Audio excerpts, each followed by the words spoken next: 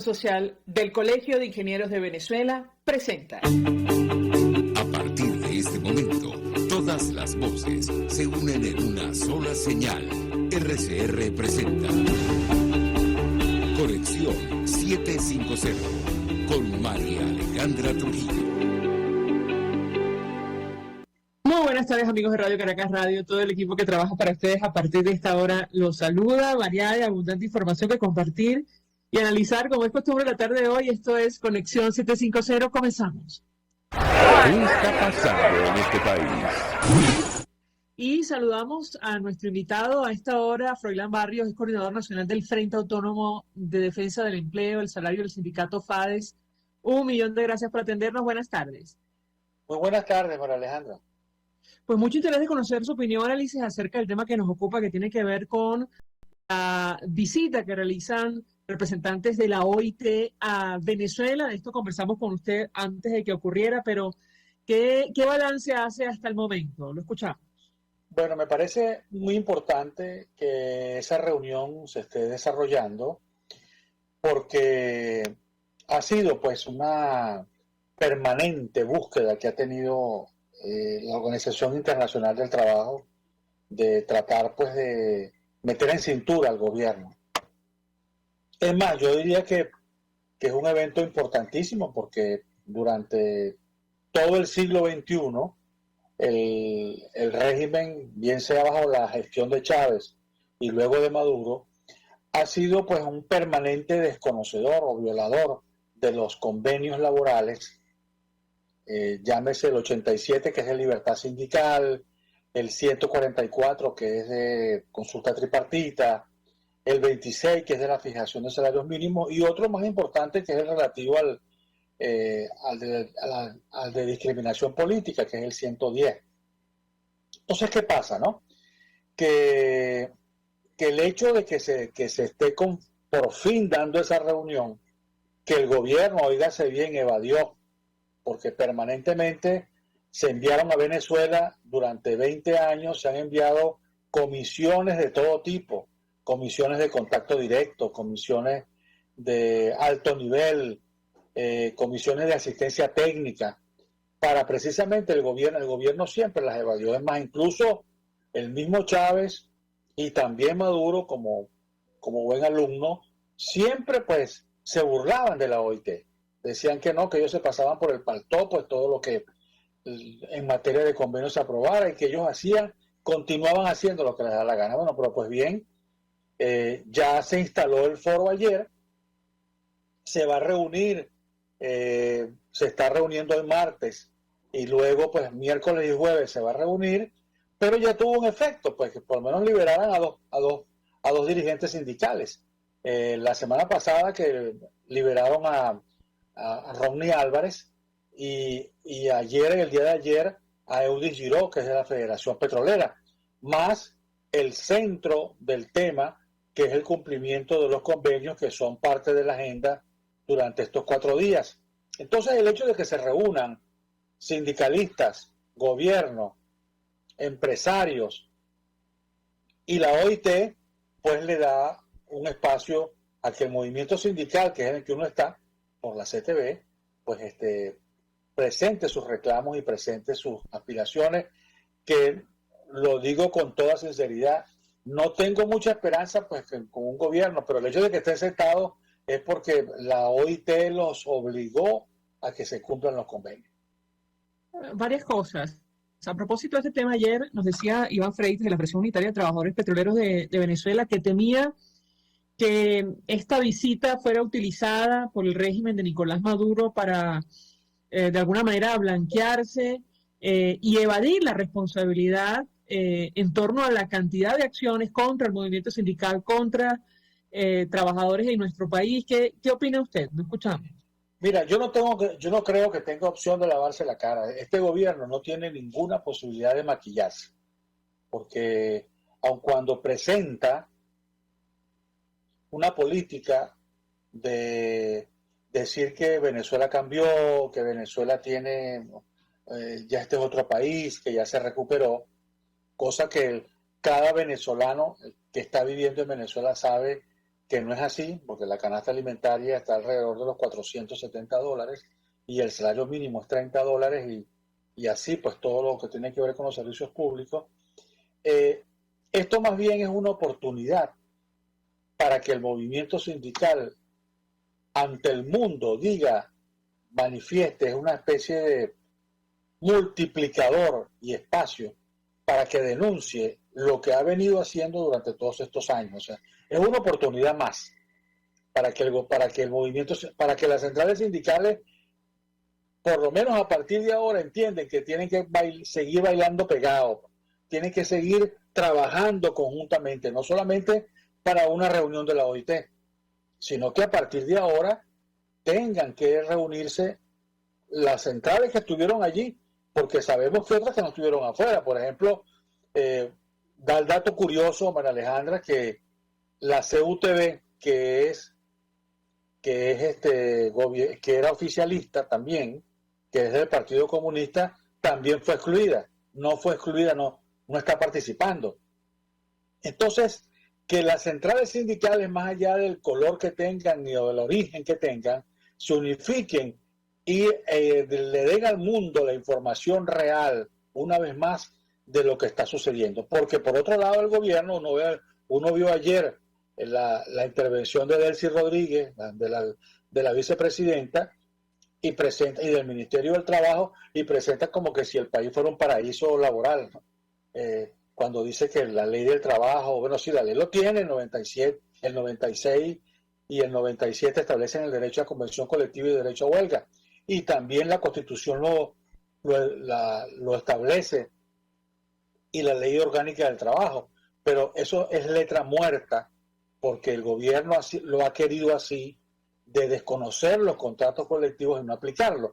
Bueno, esa hipocresía gubernamental planteada ayer en el evento es la oportunidad de que el sindicalismo lo reclame, porque en la agenda está.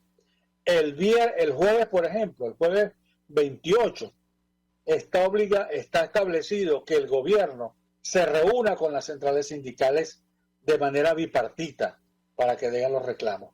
Y que posteriormente que termine ese foro de diálogo social, se anunció, por cierto, de boca de Guy Ryder el día de ayer, se va a instalar en Venezuela un Consejo Nacional Tripartito que tenga como norte pues hacerle seguimiento a todos los acuerdos que lleguen durante estos días, de tal manera que si el gobierno llega y se burla y dice una vez más, bueno, se va a ver entonces como una prueba, una evidencia ya ante la OIT, que tiene su evento mundial el próximo mes de mayo, junio, de que este régimen es un régimen holgazán, malandro, que desconoce los derechos laborales y que no tiene ninguna posibilidad de reconducir. Bueno, ahí tiene el escenario propicio para demostrar si es un gobierno obrero, entre comillas, como lo dice, o en definitiva, pues,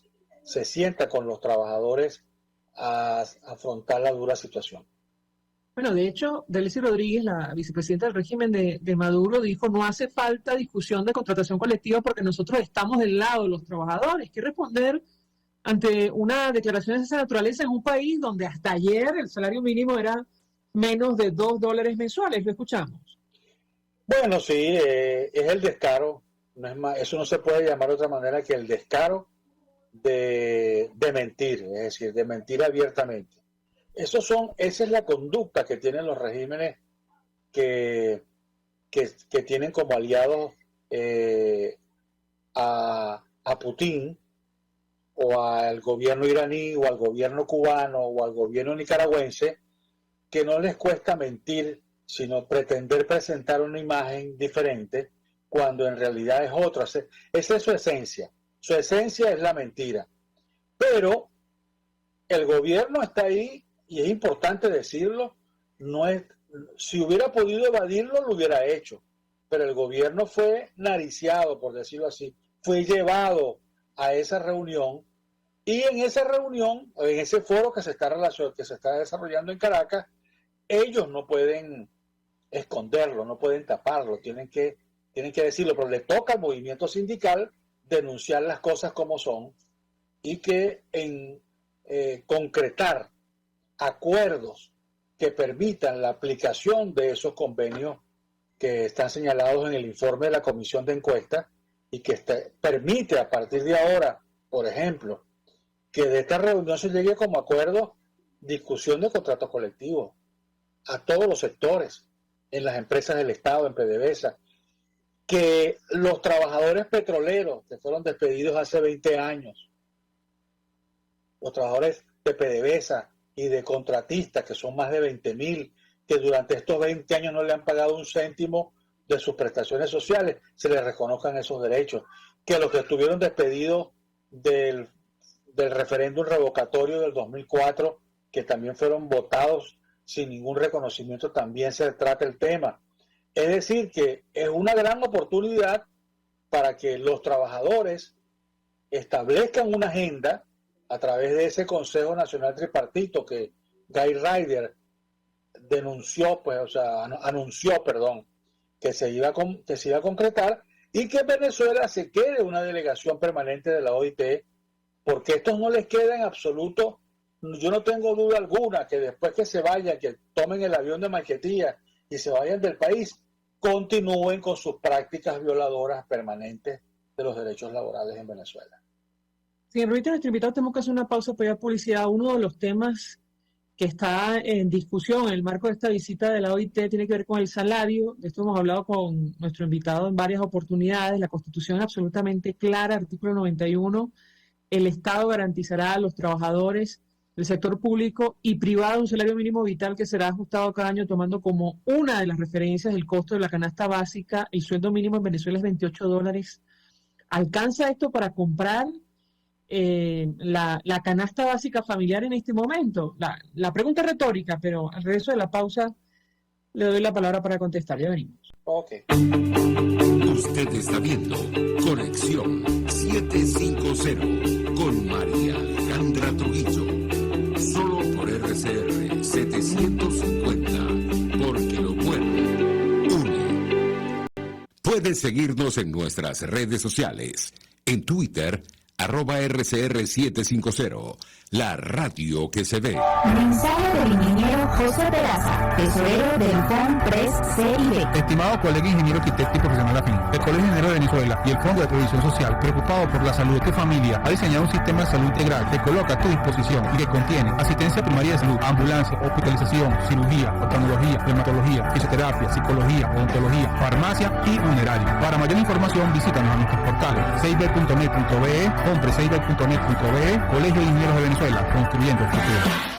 Y ahora quiero hablarte de la estación de servicio del Club Hípico, esa misma frente al Terras Plazas. Te invito a que la sigas en su Instagram, @bpterrazas, donde en su historia están informando permanentemente la dinámica diaria en cuanto al servicio de surtido de gasolina. Con todos los mecanismos de pagos, la bomba Terrazas del Club Hípico cuenta con una gran tienda de conveniencia donde podrás encontrar todo lo que necesitas, tanto para ti como para tu carro, y también con atención de baterías Duncan. Estación de servicio Terrazas del Club Hípico. Calidad de servicio de primera clase. Una ventana para las propuestas y denuncias de las comunidades populares de Venezuela. Evelyn Martínez y la Red de Ciudadanos llegan debatiendo problemas y promoviendo soluciones. Es el Radar de los Barrios. Por la autonomía de los movimientos sociales que no pueden ser complementos de partidos o gobiernos. El Radar de los Barrios, de lunes a viernes, a partir de las 10 de la mañana, por RCR 750 AM. RCR 750 AM, porque lo bueno une. El poder de la comunicación en tus manos. Conexión 750 con María Alejandra Trujillo. Solo por RCR 750, la radio que se ve. Continuamos, amigos, en Conexión 750, hablando acerca de la visita de representantes de la Organización Internacional del Trabajo a Venezuela. Algunos portales o medios de comunicación, mejor dicho, como Bloomberg, aseguran que tras casi 29 años la OIT instala mesas de negociaciones y trabajo en Venezuela. Nos acompaña Froilán Barrios, que conoce perfectamente el tema del Frente Autónomo de Defensa del Empleo, el salario del sindicato. Yo les tengo una inquietud porque uno de los puntos que figura en el informe de la Comisión de Encuesta tiene que ver con el salario. Bueno, el sueldo mínimo de nuestro país dista mucho de lo que establece en nuestra Constitución. ¿Qué expectativa tiene usted en relación a este punto en específico? Lo escuchamos. Bueno, sí es cierto. Durante el siglo XXI han venido más de 14, entre 10 a 14 comisiones de diferente orden, pero esta que está acá ha sido la de mayor jerarquía. ¿Por qué? Porque ahí están los representantes de la OIT de la región. Está la gente, están representando los de Costa Rica, de Lima, que son sedes regionales que tiene la OIT. También está la delegación de ASTRAC, que es un organismo que tiene que ver con la capacitación, y por supuesto estuvo, aunque en forma digital, Guy Ryder, que es el director general a nivel global saliente. Así que la jerarquía de la misión que ha estado acá permite pues elevar el grado de compromiso que los que están reunidos ahí tienen con los trabajadores venezolanos y con el mundo del trabajo. Y como tú decías, es cierto, pues, o sea, ¿cómo en este momento, ya que Maduro tiene que demostrar, por ejemplo, que ese aumento salarial que él anunció en enero, cuando hubo el cambio ahora reciente, que iba a ser para el mes de mayo, no lo puede seguir asumiendo de manera individual. Tiene que establecer, reconocer dos aspectos. Un primer aspecto es que el que tú mencionabas, pues el del costo de la canasta básica que está en la Constitución, y que en este momento esa canasta básica, en este caso vamos a decir la alimentaria, que está alrededor de los $470, y que la canasta básica de bienes y servicios duplica siempre la alimentaria, porque incluye otros aspectos más de la vida decente, la vida digna de cada ser humano. Bueno, tiene que ser discutido con las centrales sindicales. Se tiene que acabar ese modelo, esa práctica autoritaria donde él decide lo que le da la gana, y que hoy comenzamos el año con un salario mínimo de $2 y está alrededor de los $28 más el ingreso adicional, que es por la cesta ticket, que estará en los $37 el ingreso de los trabajadores.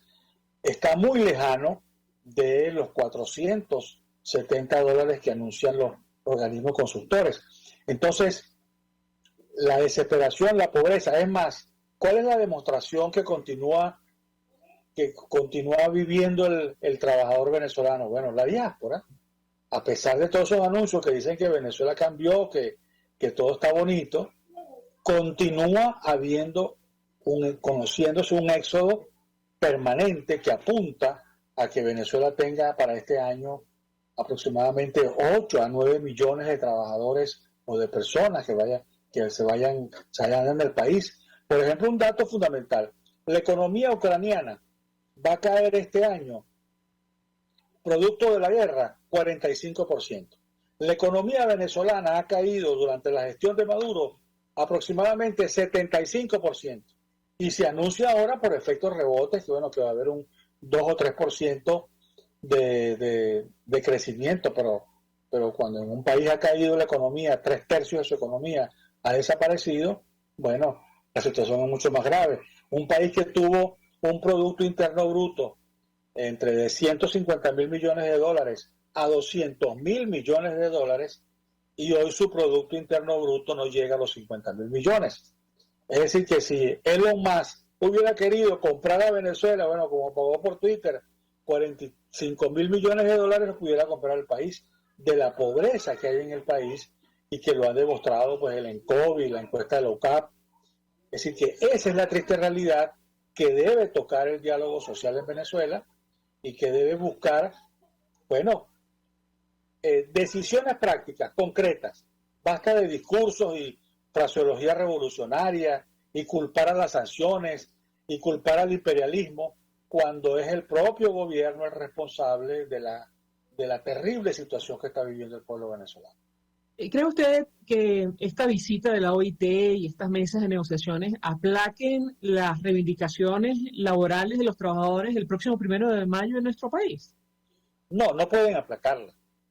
Lo que sí coloca al movimiento sindical en la urgencia de dar una respuesta unitaria para el 1 de mayo y tener una especie de vigilancia permanente conjunta. O sea, que no se separen como pasó en el 2015, que vino la comisión, en el 2014, que vino la comisión de alto nivel y luego más nunca hubo una relación permanente. O sea, aquí se trata de que no es mediante el protagonismo, sino realmente con la concreción de mantener una agenda laboral permanente que incluya, porque hay que decir que la fractura debe incluir a los que están afuera, porque fuera del Hotel Renesanza hay gente que también hubiera querido estar y que evidentemente por los mecanismos y la reglamentación de la representación pues no están sentados allí.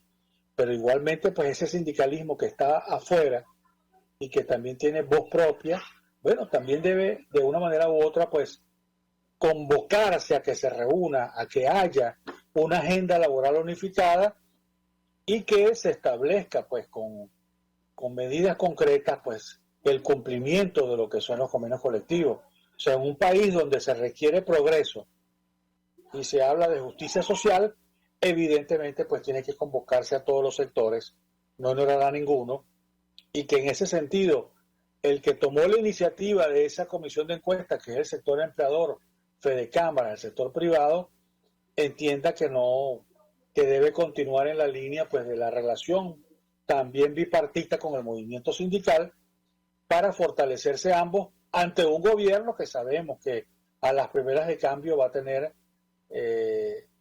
la acción de burlar y desconocer lo que firma. Y eso es lo que se debe estar pendiente también ahora.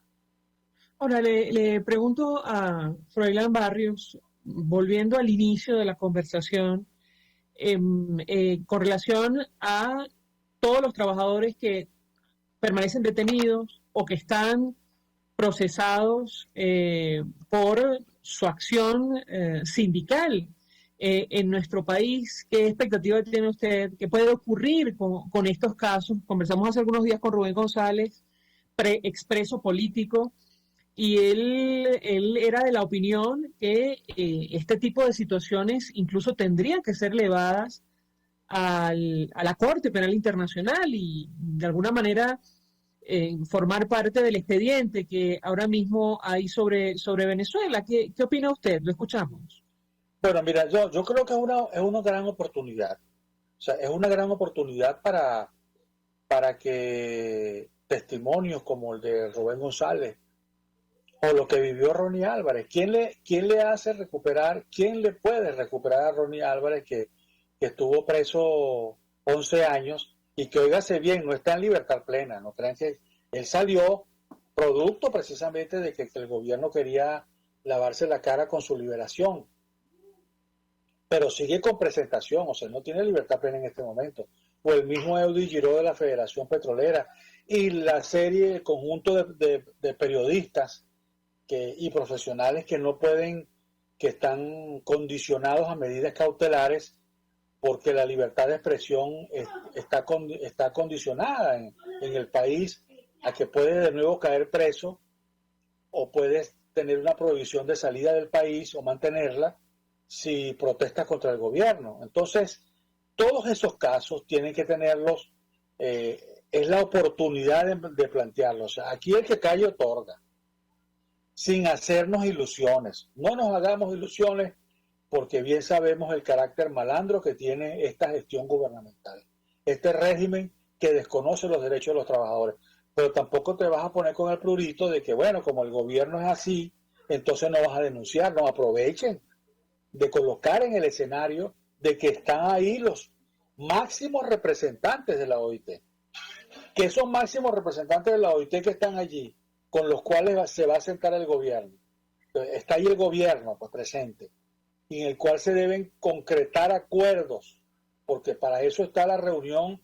Hubo la reunión ayer, hoy se trató el tema de los convenios 144, que es el de consulta tripartita y el de salario mínimo el 26. Mañana se va a discutir el caso de la libertad sindical, entonces, y el jueves hay la reunión, se presentan ya las conclusiones de los acuerdos. Bueno, ahí es la gran oportunidad de concretar acciones reales de definición de soluciones para los que están presos, los que están encausados con medidas cautelares y que todavía están vigilados y temerosos de poder accionar cualquier protesta, como también la definición del tema salarial y de las consultas tripartitas. Si Venezuela quiere recuperarse y quiere generar empleo, bueno, tienen que convocarse a los entes que están ubicados, que en ese caso son los empleadores del sector privado, como también los del sector público, los sindicatos y los gremios, y que cesen la creación de esos organismos paralelos, como los consejos productivos de trabajadores, que son organismos parasindicales hechos para fragmentar y debilitar más a los sindicatos, y que se discutan entonces los contratos colectivos. Froilán Barrios, 1.000.000 de gracias por atendernos, acompañarnos estos minutos, coordinador nacional del Frente Autónomo de Defensa del Empleo, el Salario y el sindicato FADES, expresando opinión y análisis acerca del tema que debatimos en esta parte del programa, que tiene que ver con la visita de representantes de la Organización Internacional del Trabajo a nuestro país, que, bueno, se inició este lunes y que va a continuar, como ha dicho nuestro invitado, a lo largo de la semana, para debatir, entre otras cosas, el informe de la Comisión de Encuestas sobre Venezuela. Nosotros vamos a la pausa y al regreso venimos con más. Estás en sintonía de Conexión 750 con María Alejandra Trujillo, solo por RCR 750, porque lo bueno une. Sintonícenos a través de Periscope, @RCR750, la radio que se ve. Mensaje del ingeniero José Peraza, tesorero del FONPRES CIB. Estimado colega ingeniero arquitecto y profesional afín, el Colegio de Ingenieros de Venezuela y el Fondo de Previsión Social, preocupado por la salud de tu familia, ha diseñado un sistema de salud integral que coloca a tu disposición y que contiene asistencia primaria de salud, ambulancia, hospitalización, cirugía, oftalmología, dermatología, fisioterapia, psicología, odontología, farmacia y funeraria. Para mayor información, visítanos a nuestros portales cib.net.be, FONPRESCIB.net.be, Colegio de Ingenieros de Venezuela, construyendo el futuro. Y ahora quiero hablarte de Comercializadora Prada. Y ya de solo nombrarlo se me hace agua la boca, porque Comercializadora Prada son los más frescos quesos y embutidos que te llevan a tu casa. Todos los quesos, todos los embutidos. Y como cuentan con proveedores exclusivos, te resulta mucho más económico. Llámalos ya, 0424-134-6035, en Instagram wprada.ve. Comercializadora Prada, todo en quesos y embutidos con la mejor relación precio-sabor. RCR 750 AM, porque lo bueno une.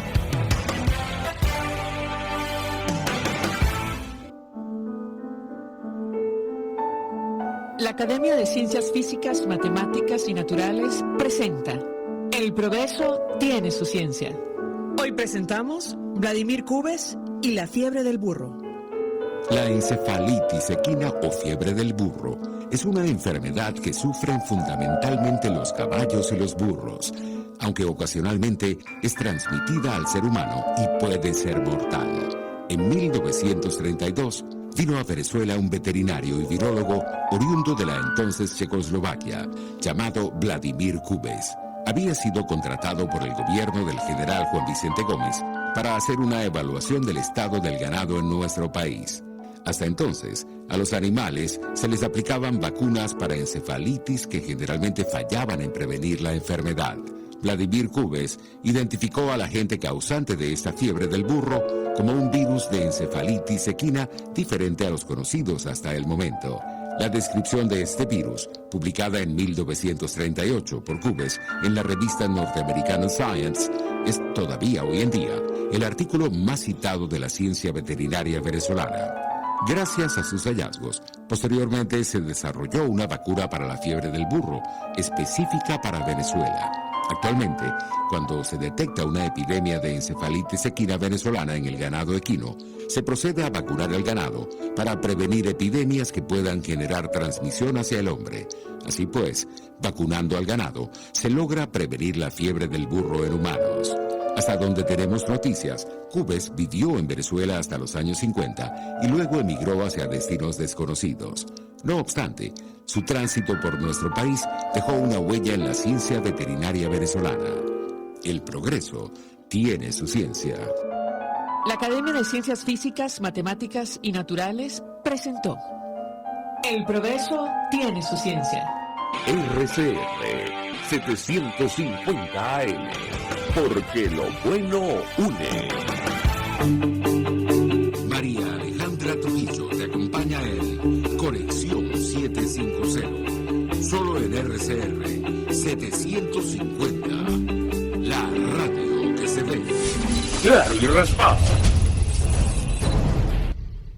Continuamos, amigos, en Conexión 750 y hasta ahora saludamos a Lenín Daniel, periodista, corresponsal de distintos medios en el occidente de Venezuela, productor internacional, asesor en comunicación, recibe nuestra llamada del estado Zulia. Lenín, gracias por atendernos, buenas tardes. Hola, saludos, buenas tardes, saludos a ti y a toda la audiencia. Pues mucho interés de conocer los detalles acerca de lo que está ocurriendo en el Zulia. Hemos visto las imágenes a propósito de las inundaciones en el sur del lago de Maracaibo. ¿Qué información puedes compartir con nosotros? Te escuchamos.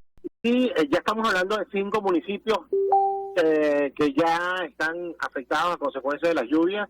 Lo más preocupante es que la situación tiende a empeorar. En Sucre ya habilitaron 4 refugios en varios de estos puntos debido a que la parroquia, el municipio Sucre específicamente en Gibraltar, la parroquia Gibraltar, es la que está más afectada porque en esa parroquia convergen 3 ríos. Y hay que recordar que muchos de los ríos que atraviesan la zona sur del lago nacen en la cordillera andina y las lluvias en Mérida están ocasionando todos estos problemas.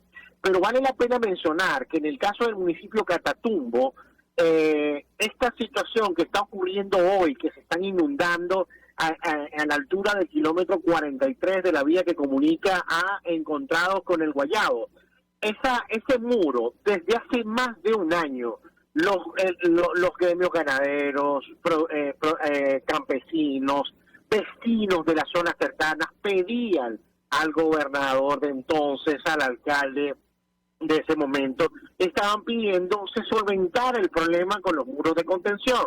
Los productores agropecuarios no podían resolver ellos mismos el problema porque resulta que ahora, para colmo, existe una prohibición de mover maquinaria pesada porque supuestamente esta se usa para fabricar pistas ilegales.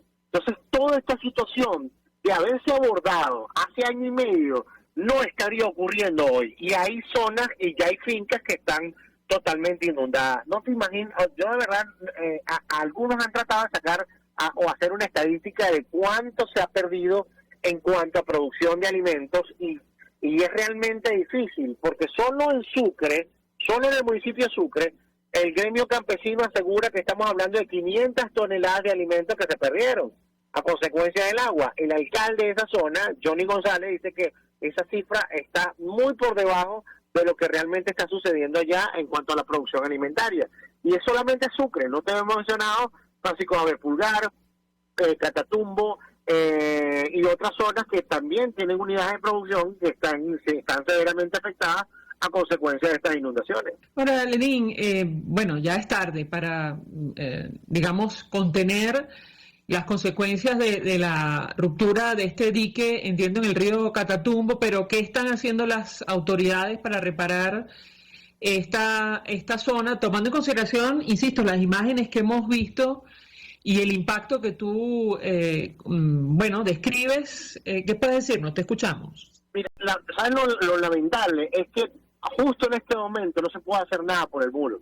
Hay que esperar que el agua fluya y que termine de hacer todo el daño que va a hacer para que cuando bajen los niveles y el terreno esté lo suficientemente compactado, se puede iniciar el trabajo de abordaje del muro. Cuando se debió hacer hace año y medio que no había lluvias, que la cosa no estaba tan complicada, lamentablemente no se hizo. Ahora es que toca esperar a que deje de llover en los estados andinos, que los ríos bajen un poco su cauce.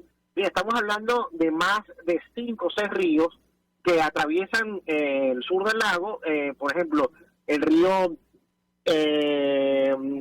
Zulia es uno, que es donde está Catatumbo, el río Chama, y otros afluentes que sobre todo los que atraviesan la parte de Gibraltar, que es en el municipio de Sucre. Allí es donde la situación está mucho más comprometida, y tengo entendido que es donde están concentrados los esfuerzos de la gobernación y las alcaldías. Tengo entendido que para allá se movilizaron equipos de salud, porque después de estas situaciones de inundaciones o de estos problemas con las inundaciones, vienen las enfermedades y hay que abordarlos desde el punto de vista preventivo a través de jornadas de atención médica.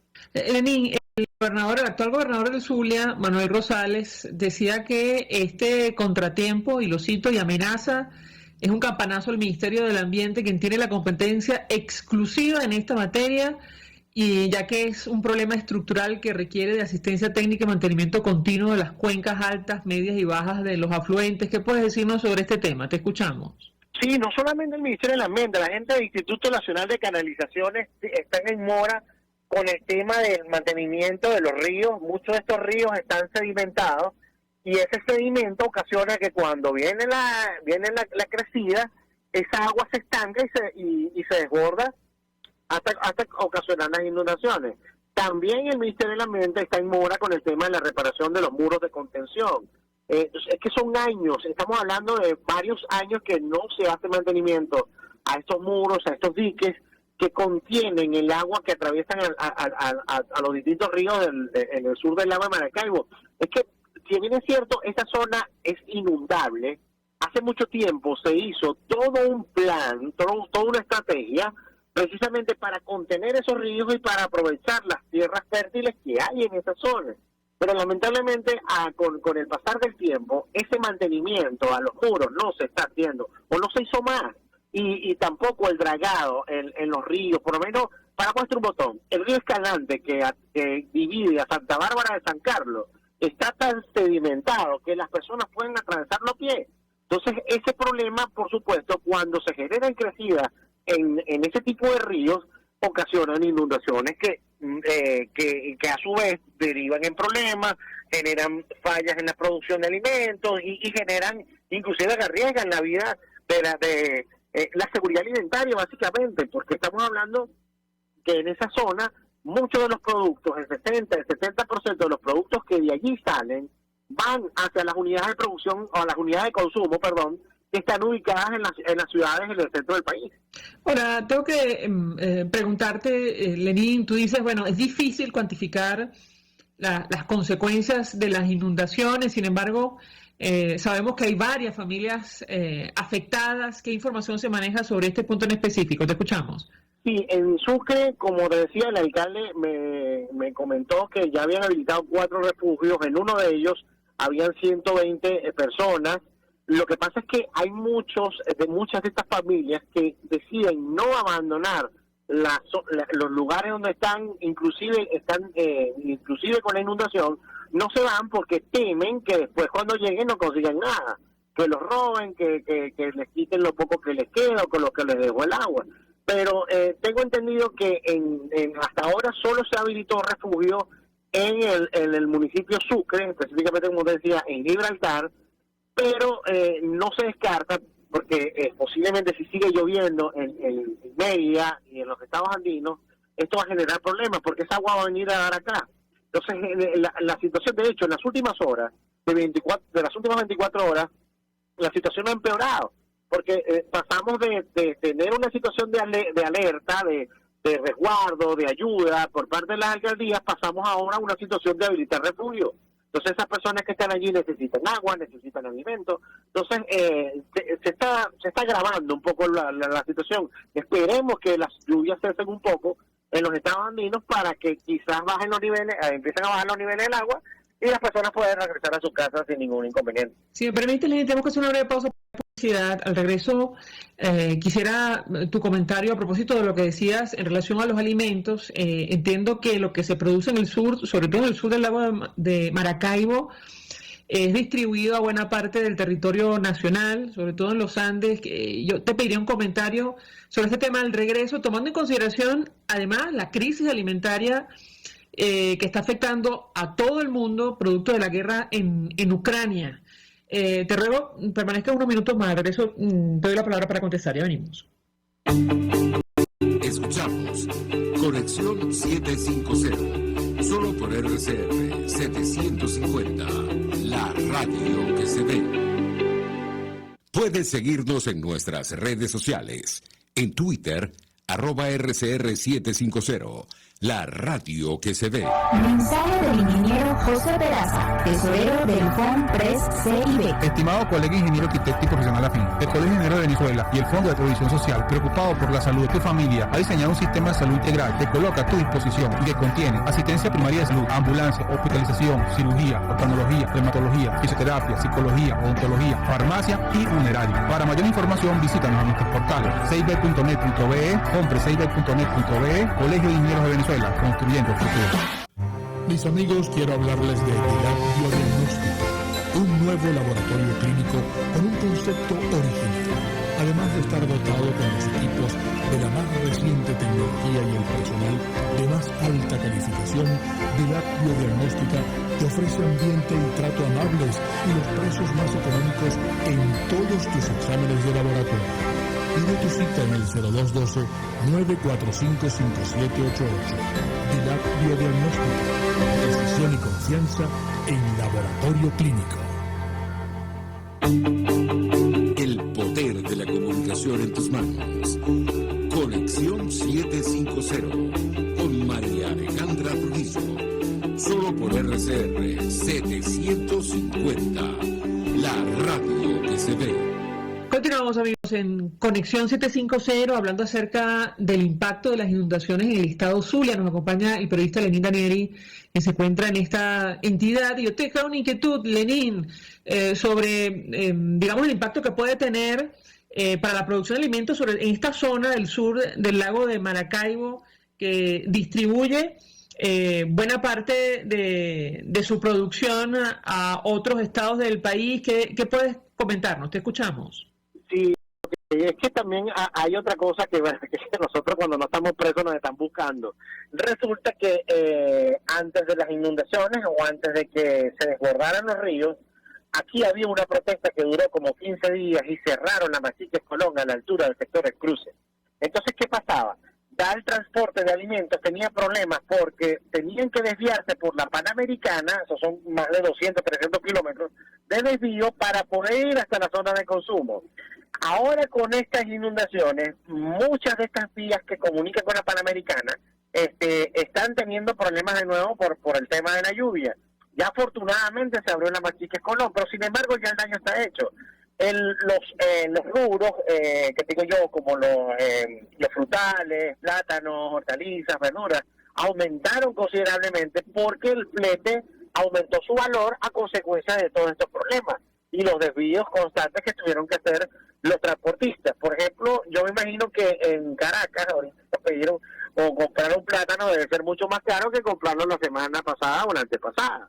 Entonces, y eso es lo que está ocurriendo. Inclusive aquí en Maracaibo, yo estaba viendo los precios de los plátanos y a diferencia de otras semanas, yo decía, caramba, pero es que aumentaron bastante y es a consecuencia de esto, precisamente de este problema que tenemos principalmente con el tema de las inundaciones. Ahora va a tocar evaluar, porque hay otra cosa que no hemos tomado en cuenta. Tú sabes que muchas de estas unidades de producción, cuando tienen estos problemas, regularmente son atendidas por bancos privados o bancos del gobierno que les dan financiamiento para ellos poder recuperarse y mantener la dinámica de producción de alimentos. Eso no está ocurriendo ahora. Entonces, yo lo que quiero saber es qué va a pasar en los últimos meses o en los próximos meses cuando toque que estas unidades de producción ya bajen las aguas, ya les toque de nuevo sembrar y empezar a producir. ¿Cómo lo van a hacer? Porque muchos de estos productores, que son la mayoría, son medianos y pequeños, quedaron afectados económicamente con estas inundaciones que se pudieron evitar, o hablo de la parte de catástrofe, se pudieron evitar perfectamente. Ahora, tú mencionas vegetales, hortalizas, pero allí también, tú me corregirás si me equivoco, se produce leche y carne, ¿correcto, Lenín? Sí, claro, en Machique. Pero Machique está más cerca, gracias a Dios. Machique está más cerca, no fue afectada por el bloqueo que hubo en el sector del cruce. Y bueno, esa producción puede bajar hasta las unidades, hasta las zonas de consumo, ¿no? Gracias a Dios. Pero la producción que está en el sur del lago, que ellos también producen leche y carne, en Colón, no tanto como antes, por supuesto, pero también producen, esa producción se vio afectada. Ellos, de lo más seguro, o les tocó hacer dos cosas: o desviarse por toda la Panamericana, rodando una cantidad enorme de kilómetros, o agarrar la leche que producen esas fincas y empezar a hacer queso. Eso es otra cosa que hacen los productores agropecuarios ante la crisis, que no tienen transporte, que no tienen combustible para mover la producción de leche, o porque simplemente no tienen electricidad. Entonces, para que no se les dañe la leche, cuando no tienen cómo refrigerarla, empiezan a hacer queso, ¿no?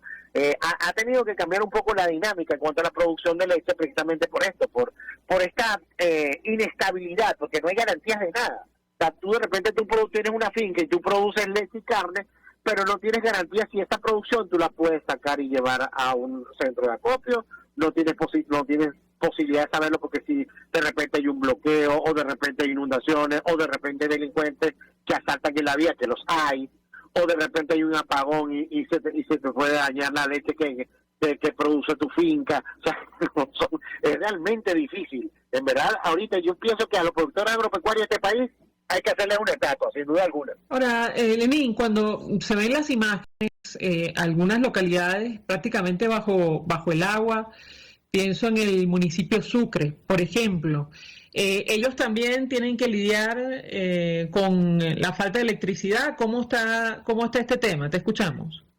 Sí, en esa zona los racionamientos son bastante severos. Estamos hablando de cortes de 4 horas, 6 horas. No sé cómo estarán haciendo ahora con esa enorme cantidad de agua, que me imagino que deben tener problemas con la luz, porque cuando está seco hay apagón, imagínate lloviendo, ¿no? Entonces deben tener problemas.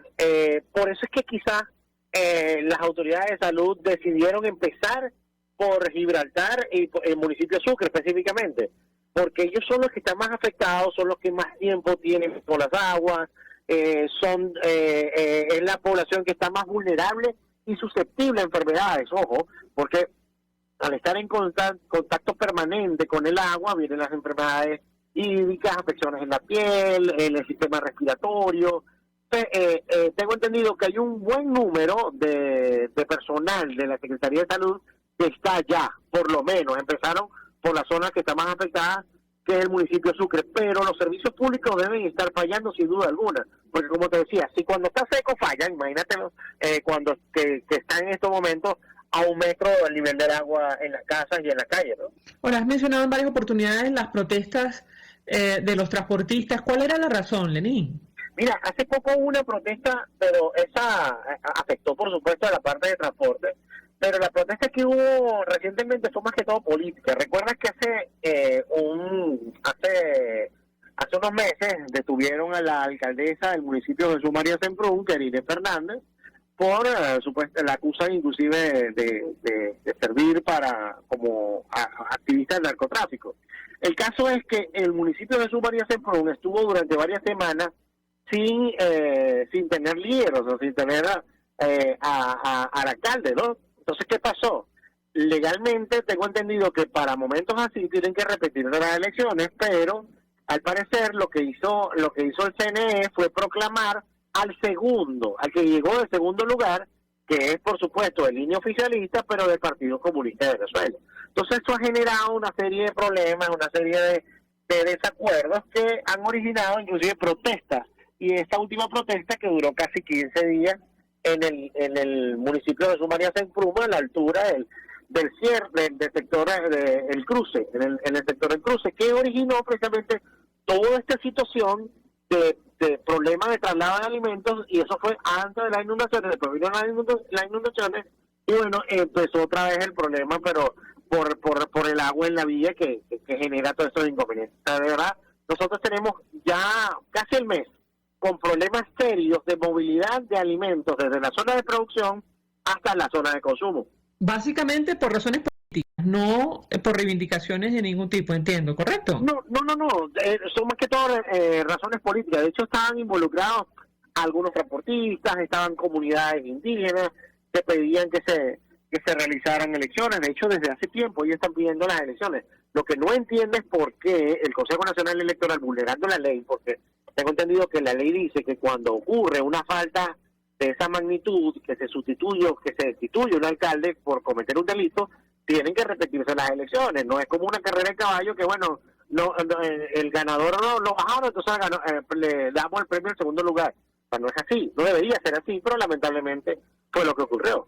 Finalmente, Lenín, veo una fotografía que publicas en tus redes sociales con una panorámica del Catatumbo desde arriba. ¿Este tipo de situaciones habían ocurrido antes o no? Porque prácticamente se ve esta localidad bajo las aguas. ¿Qué puedes decirnos? Hace tiempo, lo que pasa es que eso es por temporada, hace tiempo no ocurría. Lo que pasa es que es el inconveniente o es el problema, volvemos al tema de la falta de mantenimiento de los diques. Si no tomas en cuenta esta falta de mantenimiento de los diques, tarde o temprano te va a pasar factura.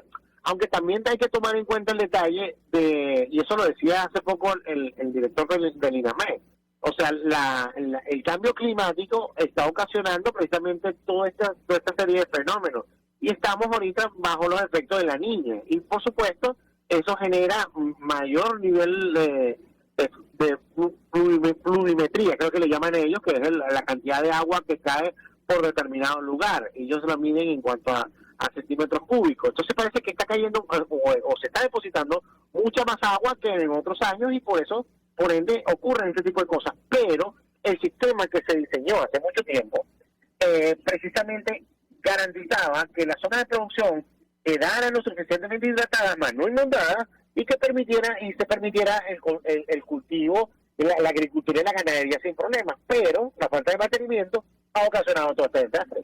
Lenín, 1.000.000 de gracias, como siempre, por atendernos, acompañarnos estos minutos. Lenín Danieri es periodista, corresponsal de distintos medios en el occidente de Venezuela, productor internacional, asesor en comunicación. Recibe nuestra llamada desde el estado Zulia, ofreciendo detalles, información valiosa acerca del impacto y el alcance de las inundaciones en esta región de nuestro país. Gracias. Nosotros nos despedimos y lo hacemos a nombre de Jaime Nestares de la Dirección General de la Estación, en la gerencia de producción Willy Charcaya, en la producción Jay Pacheco, en los controles Víctor Mejías, quien tuvo el placer de acompañarles, María Alejandra Trujillo.